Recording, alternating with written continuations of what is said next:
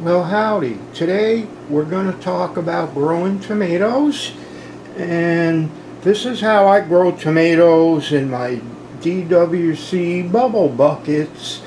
This is a great system, very easy to set up. All you need is a bucket, a lid, and you cut a hole in the lid for the net pot, and you fill the net pot up with some Hydroton, and you put your plant in there. Now, this plant is flowering all over the place.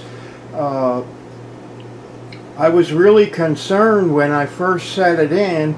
It only had flower clusters on one branch, and I was afraid it wasn't gonna yield very much, but it has gone to town.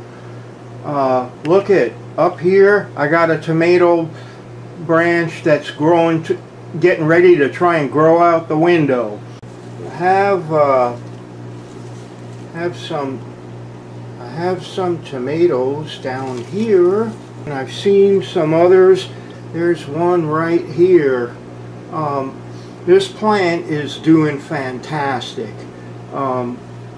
It's probably, I'm gonna say, been in here for about 50 days.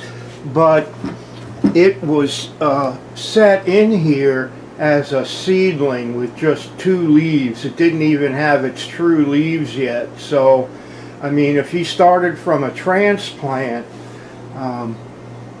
you'd be much further along than I am.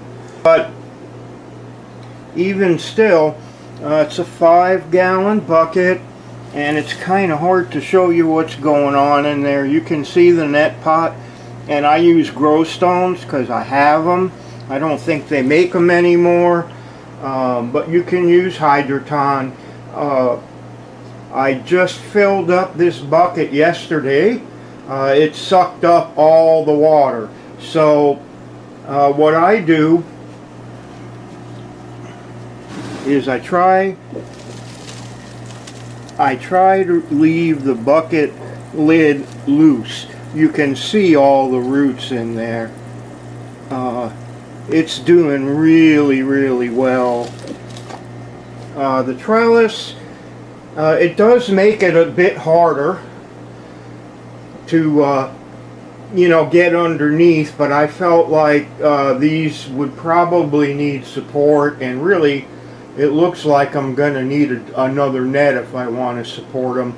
But I do have I have a cucumber plant in here that's spreading out all over the place, and I've got a pepper plant down here that's gonna go through the net pretty soon. It's been a really slow grower, and I think it's just the variety, but the tomato is rocking. I mean, it's just going crazy. And this is an early girl. It's a indeterminate tomato usually, but this one is an early girl bush determinate. And I think for indoors, determinate tomatoes are good because they don't get as large. You can do the indeterminate ones. I may try that next time, because with those you would train them up, and they might actually be easier to train, because I've got this old frame from a grow tent, and I could tie strings from the top and run them down to the plant and train the vines up. The only problem would be getting light to them. So you do need to have a grow light if you want to grow tomatoes or anything like that indoors.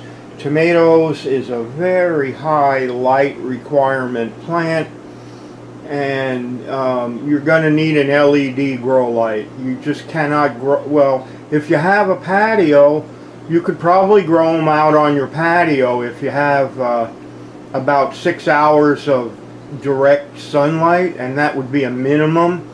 Otherwise, if you have them indoors, there's just no way in your apartment that you're going to have enough light to grow them. So this little light I have over this, 200 watts LED, and it's a Spider Farmer SF2000. You can kind of see, got a lot of lights, and it's got some red light on it. Anyway, it's a good light. It's reasonably priced, and it'll cover a 2x4 area for tomatoes. If you're growing something like lettuce, lettuce doesn't need near as much light, so you can probably cover a larger area with it. I mean, I do have some lettuce plants here that are growing outside the light, so it can be done. And then of course I have these strawberry plants here that I just set in yesterday in deep water culture, so I will be updating those. But what I really came here to show you is how well this tomato is doing in deep water culture. And I'll tell you, I've grown tomatoes for years outside, but in western Washington, that's kind of a losing proposition. The weather's just too cool, and by the time they finally make tomatoes, it usually starts to cool down and you wind up with a lot of green tomatoes. And some people really like those, but I'm not a lover of pickled tomatoes particularly, or fried green tomatoes. I like juicy red ripe tomatoes that I can put in a salad or slice and put on top of a burger. And this plant is definitely doing it. I am not really trying hard to pollinate this. You will indoors probably need to hand pollinate. What I do, I just shake the plant, and hopefully that moves a little bit of pollen around. Also, I do want to mention, this is determinate, so you don't prune it. It needs all its leaves and all its stems to yield. Anything you take off is going to reduce your yield. But this plant is doing really, really well. And again, like I said, it's deep water culture. This is an easy system. Even if you're a beginner, all you need is a bucket and an air pump, and an air stone, and you're good to go. And the only problem that you could run into with a bucket, well, any DWC, if your water gets too warm, there are a bunch of water molds called Pythium, and they can cause root rot. And so you can treat it. You can cut off damaged roots and use a chlorine bleach type solution, or there are other products available. If you keep your water under 72 degrees, you shouldn't have a problem with it. But the beauty of this system is it's single bucket. So say one plant gets something, it doesn't spread it to all the other plants. In most deep water culture systems, you have a series of buckets and they're all connected to the same reservoir. And what that means, if you get something in one plant, you're going to get it in all of them. So this is a little bit harder to deal with, because you have to go in to each individual bucket and add water. And I use a little pump for that. I just fill a bucket with water, and I have a pump, and I have a little hose going off it, and I pump more water into the bucket. So it does require, like anything, a little bit of maintenance. I mean, if you're growing out in the garden, you're going to have to pull weeds. Here, there's no weeds to pull, but you are going to have to monitor the water level in your buckets. When you start out, you want the water level right at the bottom of the net pot, and you want, after it's been growing for a while and it has some roots, you want to let the water level drop a little bit, because you're going to develop air roots above the water, and then you're going to have feeder roots in the nutrient solution itself. So you can let it drop, you know, maybe 4 inches, 5 inches or so, and then when it gets down, you know, below that, you want to refill it.